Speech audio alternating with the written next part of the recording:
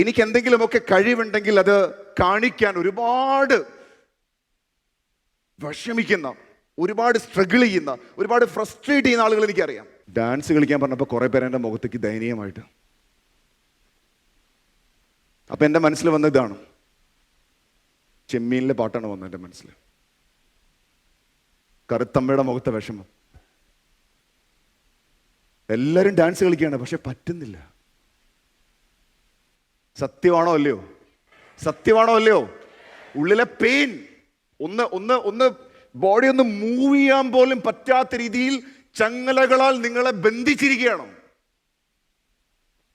പിന്നെ എങ്ങനെ നിങ്ങൾ മാസം 50,000, 1 ലക്ഷം, 2 ലക്ഷം സ്വപ്നം കാണും? എങ്ങനെ നിങ്ങൾക്ക് സ്വപ്നം കാണാൻ കഴിയും? എങ്ങനെ നിങ്ങൾക്ക് വലിയൊരു വീട് സ്വപ്നം കാണാൻ കഴിയും?